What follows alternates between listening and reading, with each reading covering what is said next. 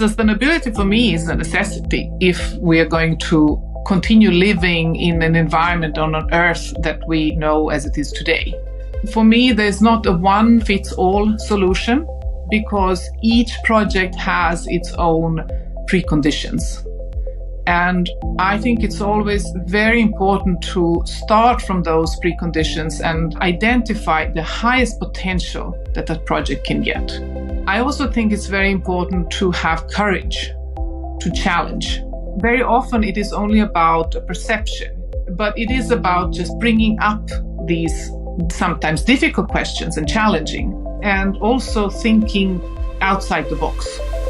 In a world increasingly facing the challenges of climate change, with the Building Green podcast, we will dive deep into the intersection of architecture, design, urbanism, and environmental responsibility. I'm Ladina Schipf, your host. I've been an architect and building site manager for the past 10 years. During my studies at ETH in Switzerland, as well as in my working environment, I've had many touchpoints with sustainability, like many of you, I guess. I've also learned to question what I've been told, which is why I decided to go deeper into the topic and uncover what sustainability actually means. My mission is to highlight the transformative power of sustainable architecture, not just as a practice, but as a catalyst for broader societal change. Subscribe for more of our content and enjoy the show. So I'm excited to have you, Ivana Kildsgaard, on Building Green today. You're the passionate sustainability director at Tengbom. Am I saying it right? Yes. Good. It's one of Scandinavia's leading architecture practices. And you're also the chairman of 100 Gruppen, a platform dedicated to driving the interior design industry towards a sustainable future.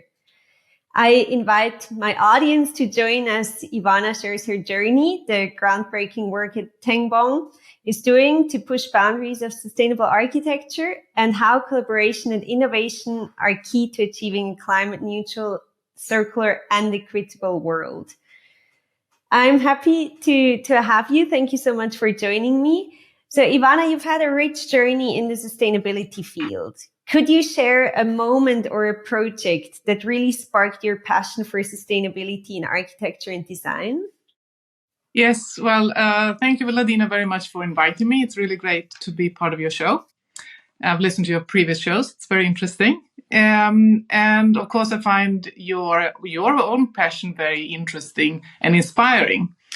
I cannot say that there is a single project because, I don't know, somehow the wish to work with sustainable architecture or architecture that is done with respect to the environment, the surrounding, for people and so on, has been, I don't know, with me since I was very young. And when I started at the University of Architecture, also I chose a line at the third grade or the third year. We had a possibility to choose, a direction. So I chose a direction to focus on bioclimatic architecture design.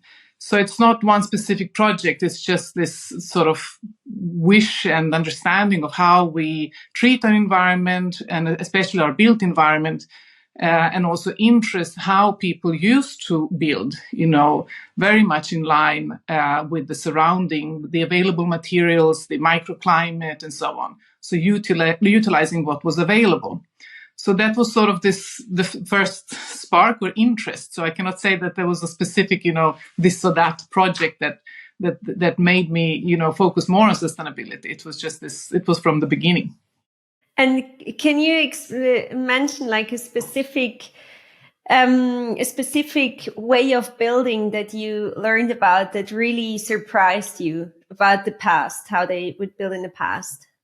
First of all, it's using the materials that were available locally, and also, the knowledge about the local environment, positioning buildings which were safe from the surroundings, but also from utilizing the local microclimate in the best way.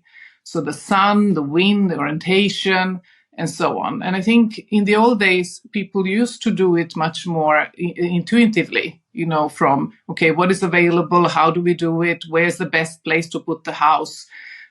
both from the safety perspective, but also from the well-being, and to be protected from the local environment, the rain and so on. So that's sort of the core of this bioclimatic architecture design, as I took the courses for.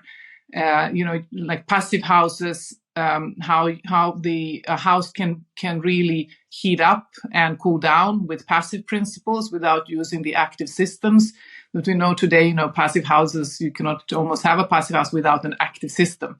So that is something that really both inspired me, and even today, it's always thinking about both the materials that we use, but also how we can reduce the amount of materials, the amount of technology that is needed to create a building and environment that can function, forever, not just for a limited period of time. But when you do something, you do that with the, ambition that it doesn't have an end, but it will last.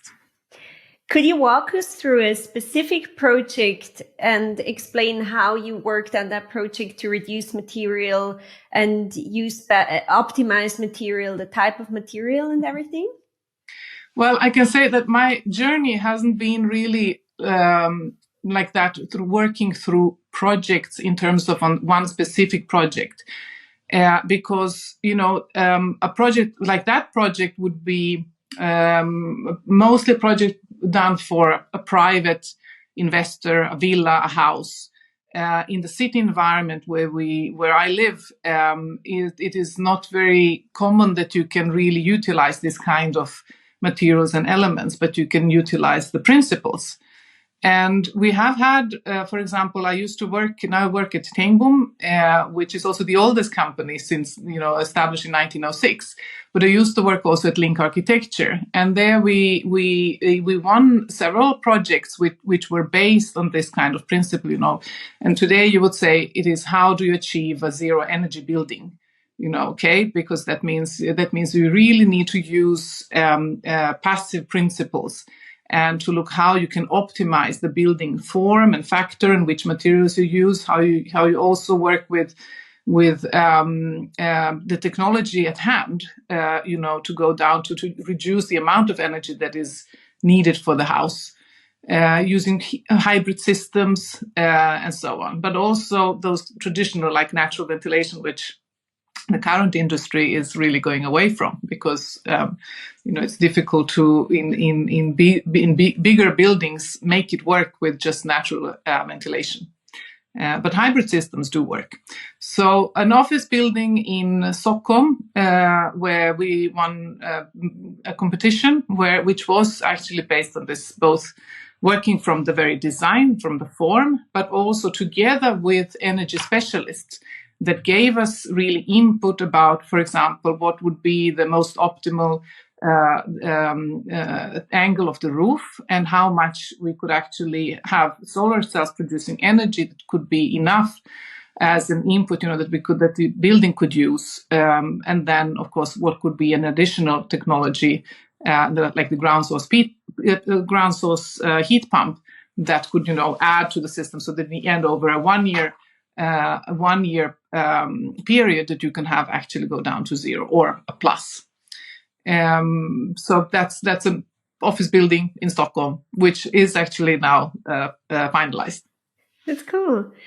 So you're the sustainability director at the Scandinavian architecture office Tengbom, where sustainability is not just a service, but a core principle. How does this philosophy influence the selection of projects and the development of innovative solutions? Well, we have to, working in a big company, it is really difficult to just say, okay, this is still in the industry that we are today. Architecture is very sensitive to the market conditions, and so it's very difficult to just say we are not working on these projects and we choose, exactly only this kind. But of course, there is a selection, and I work very closely with the business developers in terms of identifying who could be our sort of golden clients, because Sustainability, is still very, it's a word which is a little bit misused.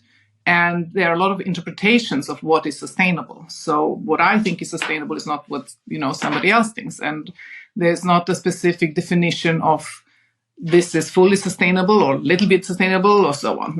Nowadays, you have also the other kind of, you can set targets which are more specific both to energy and climate impact and so on. But with respect to the clients, then we do an analysis and we look into, their own ambitions, because we know that those clients that have very high ambitions, they are also, they understand that working with sustainability and really needs pushing boundaries.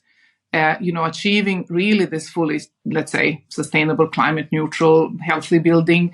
That means that you also today, we have the solutions, but they still cost much more than just traditional solutions, which are based on, how much does it cost to invest in it here and now, and how much profit I can gain. So, but there are, of course, companies and developers that understand that we cannot just keep on working as we have been doing so far, which means that they know that sustainability costs a little bit extra, both in time and money. And there are those that are also interested in developing new solutions that would be later on, become practice. So let's say we have a selection, we have a list, we have, and then it is a targeted search and, communication and cooperation and so on. But very often, these sort of state-of-the-art projects come from also research projects, it's applied research.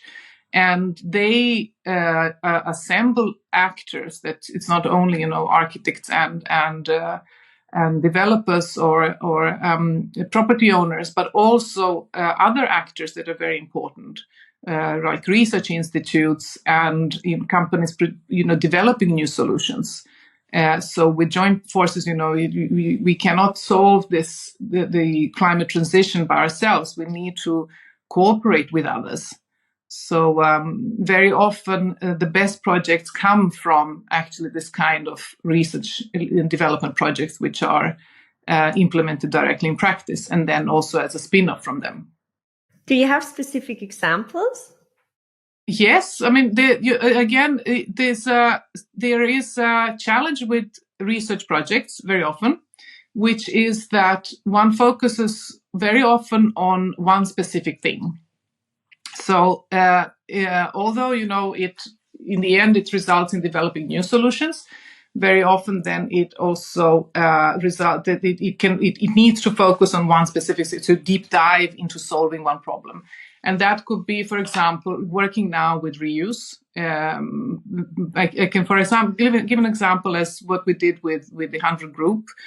That in the very beginning, when we started, we identified that there is a huge problem with the amount of interior products that are being wasted due to, they're being thrown away while they're still under their guarantee period and so on. But it is because the industry is so fast, and it's if you look only into economics, that could lead into the use and waste principles.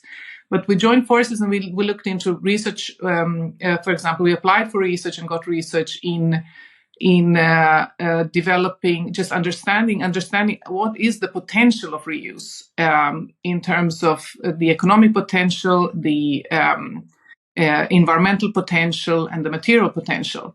And when you have the data, the facts, then you can also use them in the next project, which could be a spin-off. We have had, for example, hackathons where also we're identified the challenges. And the result of hackathon have been companies that have been then started. And that is, I think that's a beauty when you join forces, you join competences and many people that are really interested in contributing to this transition. But that then it actually, after a few days, it actually leads to helping many companies develop their own businesses, but also starting up new companies for that. That's very interesting, very inspiring. So back to Tengbom, you utilize a unique tool, Sustainable by Tengbom, for collaborating on sustainability issues within architecture projects. I looked at it and it looks like a box with a fan with different inputs of conditions and goals. Can you walk us through how this tool functions and the impact it had on your projects? Yes. I started in 2018, and from the very beginning, then we started developing this tool because it was very clear that, part of one thing with respect to sustainability is that, as I said a little bit earlier, is that it is very vague still as a term, and it can be easily interpreted by different people in different ways. So one of the key aspects for really achieving a sustainable project is that you are very specific in defining the project-specific sustainability goals. And if you can do that in the very beginning, and especially for us, if we as architects can get that, together with the program for the project, then you can increase the probability that you will work actually with sustainability in the project. And you can identify, which kind of competences we need for the project, which kind of tools do we need also to use during the project. So Sustainable by Tengbom is actually it's a tool which consists of three parts. One is the main called the wheel, which is the main tool that we use for analyzing sustainability in very early stages and also defining project-specific goals. But then it is also a toolbox, because once you identify, what are the targets that we want to work with, then you need to use the relevant tools. And they can be different in different projects. But a third part is the process. And the process needs to be integrated in the design process, so that you make sure that you work with sustainability throughout the project. And it's very important that from the very beginning you develop not only a sustainability program but also a plan, and identify which competences, if you need some special competences, that you will involve in the project. So we say, if you use these three steps, so these three parts of the tool, then you can call the project a Sustainable by Tengbom project. Now, the thing is that not all projects are the same, and you cannot use the same type of tool in the same way. So over the years, we have also, prototyped and developed and so on. We have also realized we have projects in different stages. We have projects in very early stages, which is like competitions. We have those that are coming a little bit later and so on. There are bigger, smaller, different sectors. So we need something. This tool cannot just be a unique tool that works one fits all. But nowadays we have also developed simplified sort of checklists with guidelines, recommendations, so that each project, regardless of the size of the project and the type of the project, can go through this in early stages and identify, what does the client have as their own goals and ambitions? What are, for instance, clients, or for example, if most often you work with cities, so a city can have their own, goals and for the city and specific targets for an area. And then, of course, it can be a tenant that can have their own ambitions. So in the very beginning, you can use the checklist to sort of identify and specify the project, but then also identify which competences you need. And we call it now, we have sort of a bespoke version, which in most projects, we always recommend that we use this as a workshop. The main tool is actually used in the workshop setting in early stages of the project, where we assemble all relevant stakeholders for this workshop. So we need to get the input. We as architects, it's really crucial that in the beginning we get the relevant input from all relevant stakeholders, and also in dialogue with the client, that we make sure that the client also really stands by these goals. So once you do this exercise in the very beginning, you can together also define what is for each project relevant. Because the ambitions can be, as I said, my vision and my idea of what a sustainable project is very often is not the same with people that I talk to.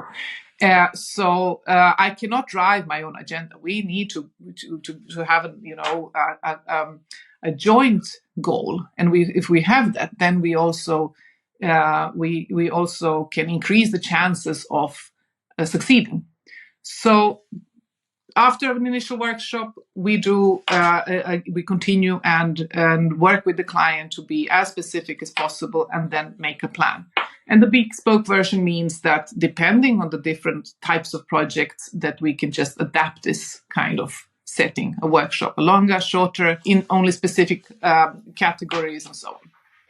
And for those who are not familiar with the tool, what could be some example goals and tools? Yeah. Are these like, we want to get to net zero, or we want to use these or to get to net zero, you will have to use these materials? Or yeah, well, from the beginning, we started, we very often work with clients that already have set requirements. For example, that it should be a certified project using some of the voluntary certification systems like BREEAM, LEED, and we also have a Swedish system. So those already have some specific requirements, but most of those systems only focus on, for example, environmental part. And we as architects, we also work with the social sustainability, social aspects, and analyzing, both different flows and functions and human health and well-being. That should be also included, and so on. So the tool from the very beginning, what we did was we when we developed it, we have started from all these the criteria in different certification systems that we could get as architects, that we should work with from them, and then we supplemented them with those that we think as in our role as architects we also work with, which could be identity and function and people or a society, and also health and well-being, but also business and value. So in the beginning, it can be so that some part of the targets are already set, thanks to the certification systems, that you can have, energy efficiency should be like this, or this amount of energy should be produced on site, or how we should treat the waste or daylight and even carbon impact. But then that is not that's not enough, because we need to set it into relationship with the other targets, which could be, the client said it should be socially sustainable. We should work with accessibility, and it should, of course, if you lift the question, but how about human health and well-being? The people that are going to use it and so on. Oh, of course, it should be really good for people that are using it. But what does it actually mean in this project? If it is a school, it is school children. They have activities. They should be, engaged, but they should also sit and so on. So we can start from very specific, very sort of fluffy, defined, and we could interpret. And then when we go from that, we can specify, this should be a project where children's health and well-being is very, high on the agenda. What does that actually mean? So we can say, daylight should be on this level, or, the connection to the outdoor environment should be from every single room.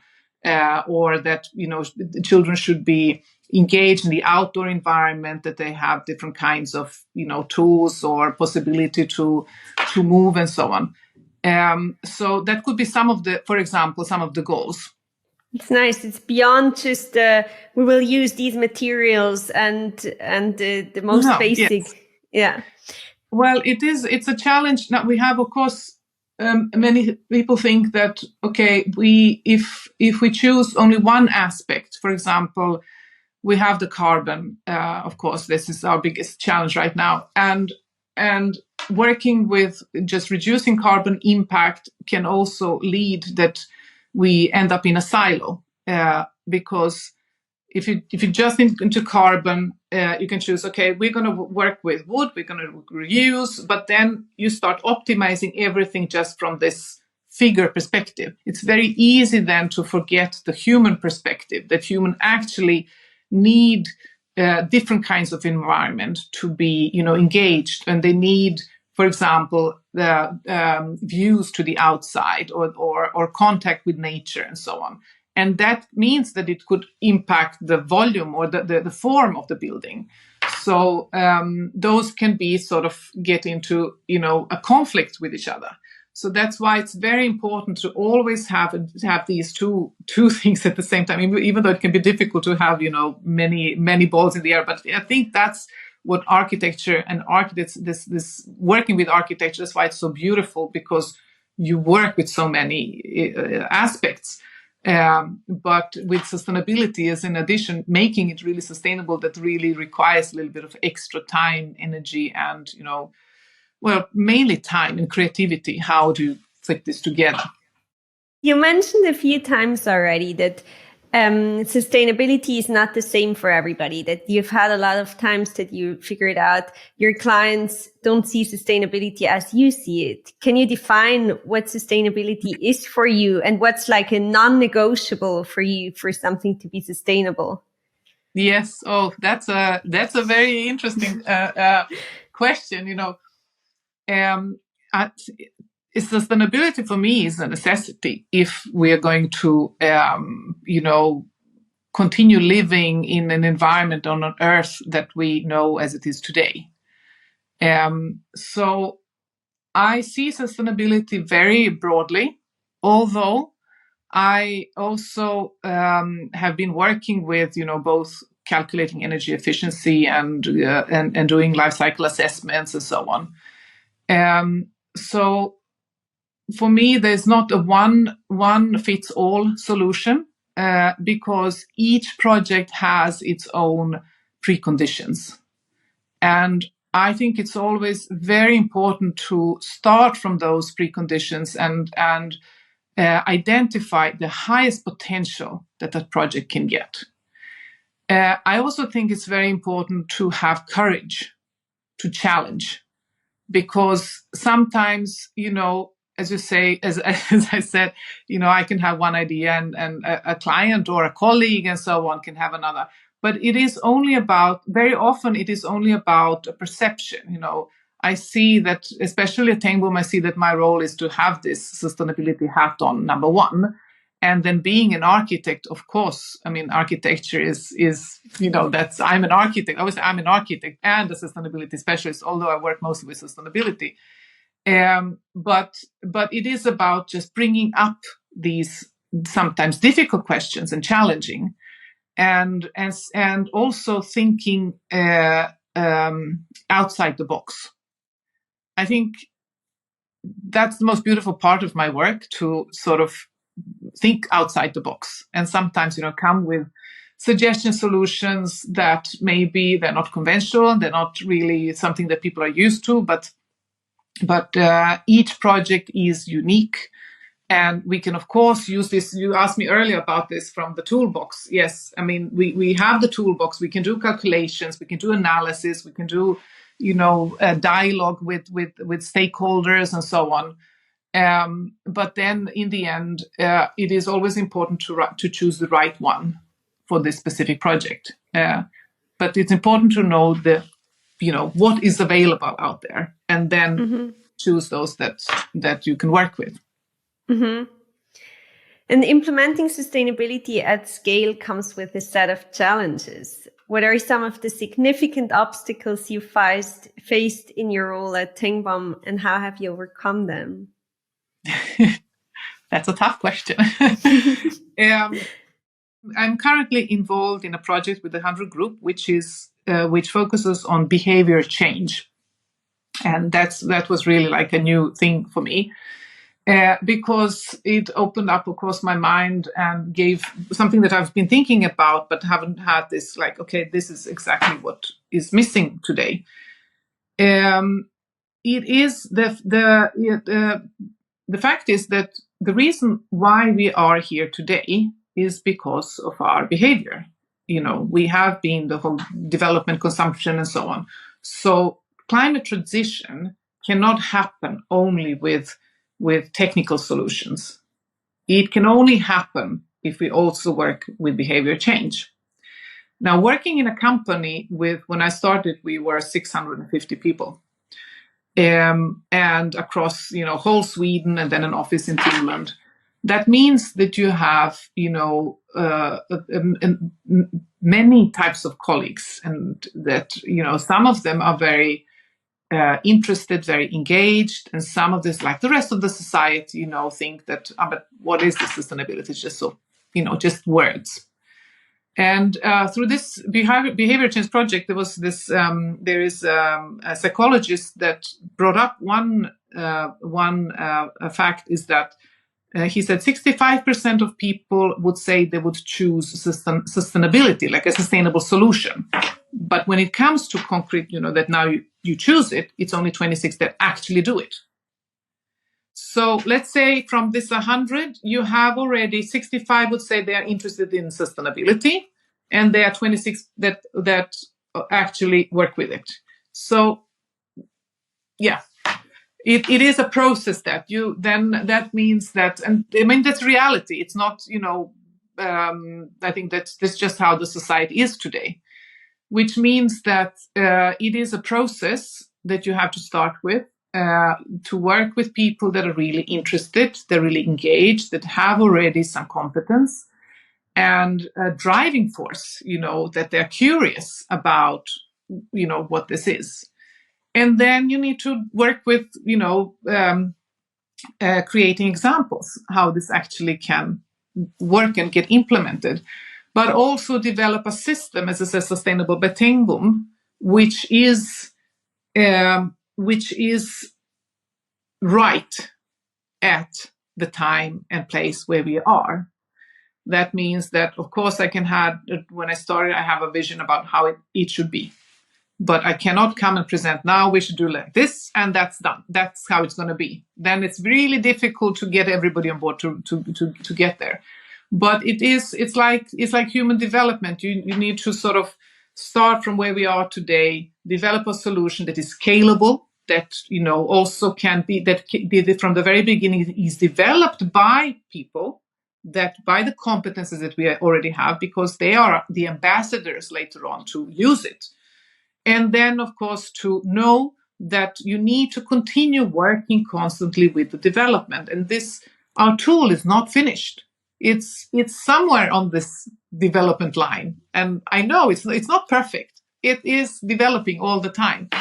And when you come to a point when the ideas and suggestions come from the organization, how this could be developed more, even to become even better, I think that's when you start saying, okay, now we've got it rolling, and it's going to be a success.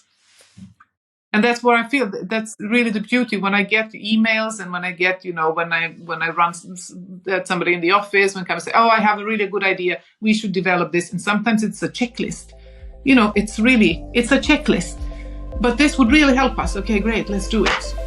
A few of you might know that I recently opened my own architecture studio, and I just started with a podcast. I'm very excited to build a platform where I connect with inspiring people to learn along the way and share these learnings with you. So if any little thing has inspired you, or if you learned anything new, I'd appreciate if you could rate the show or share my content on social media, Spotify or YouTube, or wherever you listen to it. And if you think there are any touch points between you and me, I'd be super happy to connect with you. Feel free to reach out on any platform.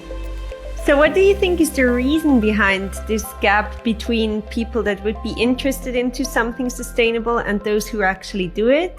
Is that due to lack of education, financial, high financial investment, or a missing aesthetic about it? I would check all the boxes. And now I'm not a psychologist, so we're still working with this project. And one thing that I said, I'd really like to take a course in psychology and understand this better. But it is all of those things. It is also being, first of all, there are things that, there are people that really don't believe in climate change, that it's caused by humans. That's how it is in the society.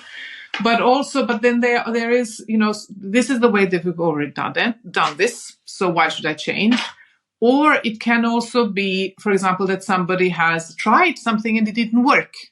So very often, I'm not talking about my colleagues, I'm talking about in general, in practice, what I've met during the last 20 years, trying to engage people in working with sustainability in projects, is that it can be, we tried this 20 years ago and it didn't work, and it's not going to work now. That can be also common. Or it can be time. We don't have time for this. Or it can be, there is a chain like missing, that, for instance, we have really a great idea, great ambition. We want to work, for example, with reuse but we are missing tools for that. And we are not sure, especially when you work with clients' money, and the client is, you have to come with some sort of a budget. Most or very often these new solutions, you don't know how much it's going to cost. You know that it's going to probably cost more, maybe less, but we cannot guarantee that it's going to have this figure. So very often that can be also sort of a breaking factor or hinder. So it's really like a range of things. And then it is about trust. And about, also joint ambition, that the client also is really interested in and understands that there might be a cost, that it might be a failure this time. You try and fail, and then you try again. And then you just hope that there will be a try again to develop. So as the chairman of 100 Group, you're at the forefront of driving the interior design industry towards a sustainable future. What are the group's key strategies for fostering collaboration and innovation within the industry? The 100 Group was started in 2015 after like a seminar where we had 100 people, and it was very evident that those people that came, the focus was on working with sustainability in the interior sector, and they were extremely interested in joining forces and understanding that the sustainable development is very difficult to work with as an individual or as an individual company. And the 100 Group has a fantastic aspect where it's this collaboration, which is it's really a group of people that work at companies that have identified sustainability as crucial for their own survival, but also for the survival of the industry, which means that they have been willing to share knowledge, to engage. They are very curious and open for new solutions, which mean again, we've tried this, it doesn't work, and so on. But they are thinking outside the box. And with the 100 Group, we have it is only members are only companies, so this is not a private person cannot be a member, which means, and the companies come from different parts of the sector, and some parts of the sector have come longer than the others. And in terms of, if it is a furniture company, or if it is a company developing carpets or partition walls or doors or so on, or if it is a company that is working with reuse. And we have seen also that over the years, there's of course this collective intelligence. So from the very beginning, we identified three main lines or focus areas for us that are very important to work with in order to help the industry in the transition. One of it is developing criteria, sustainability criteria for the interior industry, but also working with standardization and digitalization of these criteria. Because if we don't have the information digitalized, then we cannot work with circular economy in the future. And so that is one sort of a line of work. And the other one is circular economy. And again, when we started the whole this trip or the path we're working with the 100 Group has been really very developing, even for me, understanding. Every time we meet, it sort of surfaces new things that are sort of a challenge for the industry, and then a desire, okay, how do we solve this together? So from the beginning, as I said, it was just working. Okay, how do we work with sustainability interiors? And then suddenly, after the first seminar, we realized we have a huge problem, and that is that fully functional interior products are being thrown away. They're not even, recycled, or very little percentage reused, but they are being thrown away. And today we know that, by looking into this and understanding better where we are, it is that some of for example, you have the big framework agreements for public companies, that there's only about 1% that is actually being bought as reused. So still, it is 99% of interior products that are being bought as new products. What happens? We are a society with a certain number of people, like 10 million people in Sweden. How many people work? How many people do need office chairs? And then you still need, you're producing. What happens with the old office chairs? That's just a little example. So working, then we identified that working with circular solutions and really focusing on enabling reuse has also led to that we have many new startups, that we have started talking about it, and the market has, of course, identified it as a really important or business opportunity. So there are many companies that work with developing digital solutions for inventorizing, keeping the information about the products that are already in the economy and that could be reused, and then developing companies that can refurbish them and take them back to the market, logistics and so on. It's a whole new industry, you would say. I recently saw on Instagram, actually, a company, I think they are in Spain. I don't remember the name and I don't know how it actually works, but they work closely with fashion, within the fashion industry. And I saw that one company that is quite sustainable in Spain in fashion, they sent their leftover fabrics, let's say, to that company, and they hand it over to interior designers. So they posted like a picture of a lamp that had the fabric of a dress they produced a few years ago. I love that. Yeah. Very cool. Yes, it's really beautiful. This kind of sort of synergies between, the logistics chain is really beautiful to see. It's an example, but then it becomes, and there are many companies that are working like this. Finding, like in Sweden, there are companies that work with shoes. And then, again, a clothes company. So the restovers from shoemaking goes into developing belts and so on.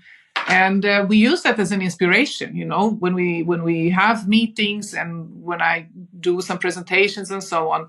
I think it's really important to get inspired by other industries, because, opening up that box, because each and every one of us is sort of faced with the reality. We have our company, we have our business model, we have our production, and it takes a lot of courage to also look a little bit outside of this. But what is, for example, taking back, the lighting industry, or that is I think they have the lighting industry is one of the industries that have developed really very fast, from low energy lamps to LED lamps and so on. And what happens from low energy lamps to LED lamps, that has been only a very short period of time. So all these sort of low energy lamps now are being thrown away because the LED system has come in, and it is lamps that are only 5 or 6 years old. They could last at least 20 more years. So there are companies that are taking them back and then refurbishing them and then putting them back on the market with new technology. But they also need to find business in it, and that also very often this kind of refurbished products cost more. So then there has to be a market for it, and somebody that's actually willing to pay a little bit extra for this refurbished lamp. Yeah, I see that a lot also in the building industry. Well, I'm still an architect, and there is like a small market of reusing materials or windows or special elements, but most of the time it costs so much more to reuse something rather than producing something new. But I guess there's going to be a switch there sometime. Yes, but I've also recently had just a workshop with some of my colleagues, and some of the things that came up, I was really a little bit shocked. Of course, the market works so that there are those that are, also making an opportunity of it as well. And let's say, still, of course, the refurbished products cost a little bit more. But if you just depends on how much you work with it. But we had one of the projects that we had, as I said, in the 100 group, looking into the potential, both the economic potential and the reuse potential for the interior products. And there we had both furniture, but also the building components in the interior. And it actually turned out that overall you could save 30% if you refurbish all the products. But that means that you should cut. First, you have to make an industrial way of working with it, and then right now, as I said, there are many companies that are using it as an opportunity to sort of get a little bit extra for example, for taking care of the products. They should be stored somewhere, or for the logistics, or so on, more than they actually would take for a new product. So. Yeah, it's a balance. But when we did this research project, then we engaged our members, and they're both producers and companies working with refurbishment. And then we got the real data, how much actually it does cost, and even the amount of material that is being used. You mentioned digitalization a few times when talking about 100 Group. What role does artificial intelligence have there? I almost knew that you would ask me that question. It is artificial intelligence is, of course, we talk about it a lot, and we also have a group working with artificial intelligence here at Tengbom. If I only try to limit it to sustainability, it could really help us a lot. I think. If we use it in the right way, of course. At the moment, the development of the technology has been very fast, but the development of the building industry has been very slow. So I think there is a big gap right now. Of course, we see great with Midjourney, we can work with brilliant and fine, nice pictures and so on. But how does it, then go down into practice? But if we really want to utilize artificial intelligence in the best way for the building industry, that means that the data that we have and the models that we create in our, the BIM models and we create in our projects needs to be done in a way that we can utilize this data later on. And now we know that we can get a lot of data, so we need to identify which data is the most important data that we need. I also earlier, again, I'm going back only to sustainability to limit this huge topic. Sustainability, as I said in the beginning, the goals are not today specified so that you have key performance indexes that are measurable. And you can have, for example, the climate impact or energy efficiency. They are measurable. You can set them as a target. Okay, great. That means that can be a part of the project.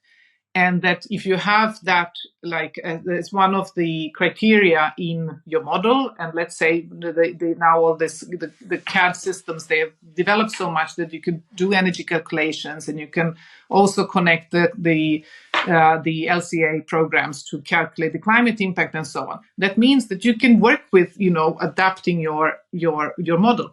And I would say that hopefully in a few years' time, that will be, the artificial intelligence could help you to optimize your building from these parameters. Now, I see a risk there because we have this other part of architect's role, as I mentioned, is this social dimension. And the understanding, holding so many different parameters in your head to understand, okay, there's both, there's the function and how the function can change over time, and how, you create environments where people thrive, where people feel good and are healthy and so on. They're accessible for different types of groups, and those parameters are not today measurable. So they are more, quality aspects. And hopefully the artificial intelligence will also be able to deal with quality criteria. But we are not there today when we say, for example, it should be accessible. Okay, how do you define accessibility? It's not only for a person that is in a wheelchair. It can be for a person with, which is with the vision problems or hearing or some of the psychological aspects or so on. So, or a combination. So that means that we still need to work with developing these standardized criteria that can be used by artificial intelligence later on to help us in a project. That's very interesting. I also believe that's the beauty of this synergy of working between humans and AI, because also between humans, there is some aspects that maybe you and I see differently, and then we have to discuss about it. So then you'd be discussing it like AI would propose you a few solutions, and then you would have to discuss them between humans to see where do we put more focus on and where less. Of course. And there is one thing that, I talked to my sister, who is also an architect, and she is also currently working a lot with interior projects. And I talked to her about artificial intelligence and how you can utilize, for example, Midjourney for creating, pictures from just prompts that can give you new ideas. And one thing that she actually told me, which I think she's very right, is that she's a little bit reluctant to use, for example, Midjourney or any of this, the picture generating tools, is that it can limit her creativity in terms of, I use Midjourney to do a picture for the 100 group for the latest furniture fair. We lack like press pictures. So then I wrote down 100% sustainable and circular office space. And I got a few fantastic, examples. And I said, wow, this is great. I can take this one. But it is in the end, it really it decides instead of me what it is and creates some sort of yes, it is a beautiful picture. It is something that I can really use. But how much was it created by me? And how much was it created by somebody else? Yeah, it ticks my boxes. It is green. It is with wood. It is people that actually feel or look nice and so happy, but creative space. But it was not developed by me. So I think it will be very interesting. I see the point, but I think it's also like I guess you have a team as well that works with you or for you. And it's if you give someone else the task to develop that interior space, they come up with a very different solution that you would have come up. Sometimes it's better, sometimes worse. Yeah, that's very true. I didn't have that perspective. That's great. I think it's interesting just exploring this new, the impact of new technology. Together with other people. I think it's really beautiful. Yeah, it keeps our mind open. Yes. So with your experience in monitoring trends, laws and regulations, how do you see sustainability standards evolving in the next few years, and how should companies prepare to meet these changes? Yes, a big question. It is. I really welcome the EU taxonomy. And of course, the new requirements for sustainability reporting. At the same time, as I'm really scared that will limit our, working with actually, that will shift our focus from developing the solution, working with them, to reporting them. But I think that they are really fantastic because we will finally also deal with the problem of greenwashing. And have facts that are comparable. between not only within a country or within the industry, but also on the more European level, and hopefully later on a global level. And that means that we will hopefully have a much better understanding where we are today and where we need to go to. I also hope that will lead to that companies, when they see the real results, when they are transparent and they can compare themselves with others, and they can see how much their company is valued on the market because of their sustainability work, that will also be a driving force to actually start working more with sustainable solutions. So I can already feel now that we have, it has been during the last couple of years or after the pandemic, it has been really on the rise that many of both, tenders that are being done both from private and public companies are requiring sustainability and really setting up, some specific requirements, questions, and demands on us. So I see it only positive. At the same time, it is setting up new strains for us as a company, and I can imagine also for other companies that you need to invest in these competences, and that this new regulatory work and working with of course, making sure that rules and regulations are applied, but also that you can follow up and have the right data for it.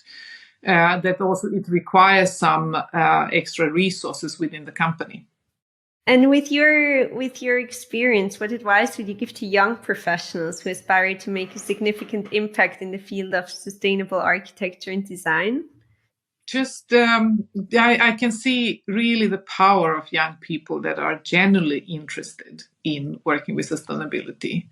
And my suggestion to them would be, talk to your bosses and managers.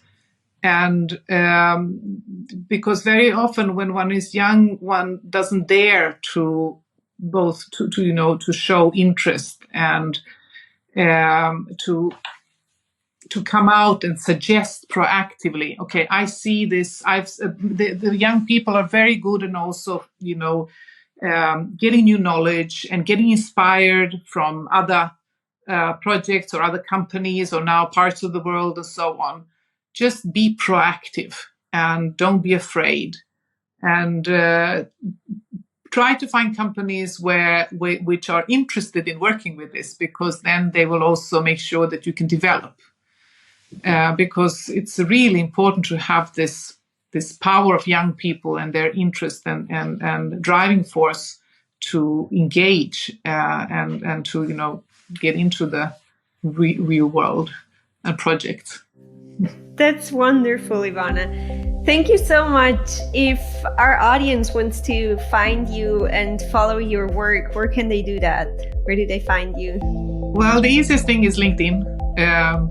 I really don't have time. I'm very seldomly active on Instagram and other platforms, but LinkedIn is the professional tool or the media that I use. Okay, then I'll share the link to Tengbom and to your LinkedIn in the episode description. Thank you so much, Ivana. Thank you very much for having me. It was really a great talk. A huge thank you for listening. Make sure you subscribe to the show wherever you listen to the podcast to support me and so you don't miss an episode. And while you're there, I'd also be so grateful if you could rate and review us. If you have any guest suggestions or any feedback, you can find me on the socials @LadinaSchipf. Thanks.